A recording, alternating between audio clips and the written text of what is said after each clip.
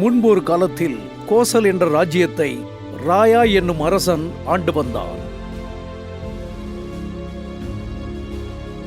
அவனது 4 படைகளையும் நடத்தி செல்லும் தளபதிகள் ஒரு மிகப்பெரிய வெற்றியை பெற்றுத்தந்தனர்.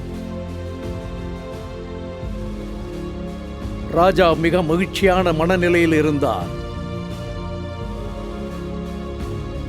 அவருடைய தளபதிகளும் மிகவும் சந்தோஷமாக இருந்தனர்.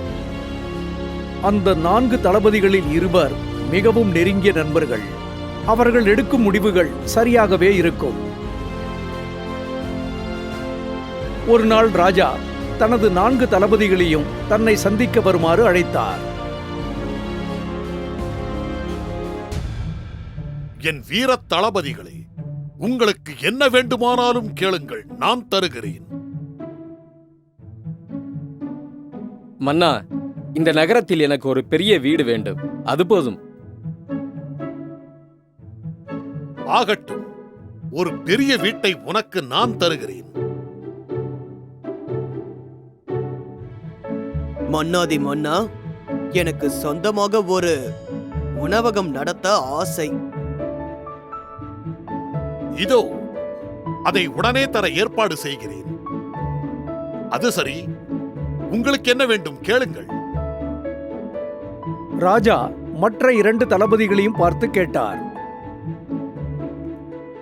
அந்த 2 தளபதிகளும் தான் மிகவும் நெருங்கிய நண்பர்கள். நீங்கள் இருவரும் மிக நெருங்கிய நண்பர்களாமே? ஆமாம் அரசே. சரி, உங்கள் இருவருக்கும் என்ன வேண்டும்? அரசே, எனக்கு 15 நாட்கள் விடுமுறை வேண்டும். மகாராஜா, எனக்கும் ஒரு 15 நாட்கள் விடுமுறை வேண்டும். இது போதுமா? உங்கள் இருவருக்கும் வேறு எதுவும் வேண்டாமா? வேண்டாம் அரசே, எங்களுக்கு விடுமுறை மட்டும் போதும். சரி, நாளையிலிருந்து உங்களுக்கு விடுமுறை அளிக்கிறேன். இவர்கள் 2 பேரும் இப்படி கேட்டதை பார்த்து மற்ற 2 தளபதிகளும் வியந்தனர். பணக்காரர்கள் ஆகும் சந்தர்ப்பத்தை இப்படி அவர்கள் தவறவிட்டு விட்டார்களே என்று அவர்கள் நினைத்தனர். அவர்கள் தங்களுக்கு வேண்டியதை கேட்டு அதை ராஜாவும் உடனே வழங்கியதை பற்றி பெருமையாக பேசிக்கொண்டு சென்றனர். அன்றைய தினமே வேறு ஒரு நேரத்தில் அவர்கள் 4வரும் சந்தித்த பொழுது மற்ற 2 தளபதிகள் இவ்வாறு கேட்டனர். என்னாச்சு உங்களுக்கு? எதுக்காக இவ்வளவு சின்ன விஷயத்தை கேட்டீங்க? எதுக்காக இவ்வளவு கோழையா இருக்கீங்க? உங்களுக்கு என்ன, நீங்க 2 பேரும் ரொம்ப புத்திசாலின்னு நினைப்பா? எங்களை என்ன அறிவில்லாதவங்கன்னு நினைக்கிறீங்களா?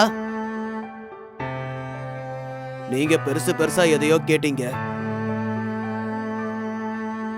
போர்ல வெற்றி பெற வேண்டியது நம்ம கடமை. அதுக்காக பரிசெல்லாம் கேட்பது ரொம்ப தவறு.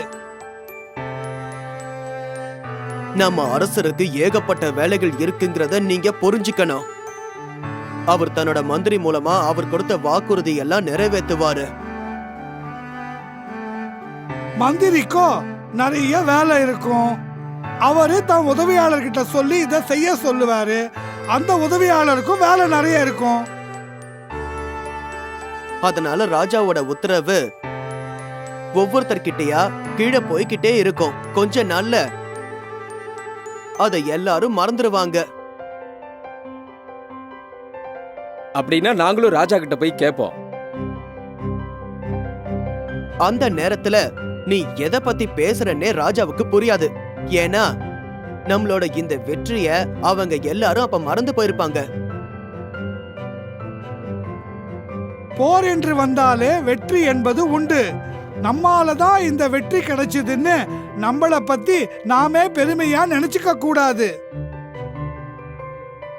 நாங்க கேட்ட மாதிரி உடனே கிடைக்க கூடியதை கேட்டிருந்தீங்கன்னா அவரும் உடனே கொடுத்திருப்பாரு.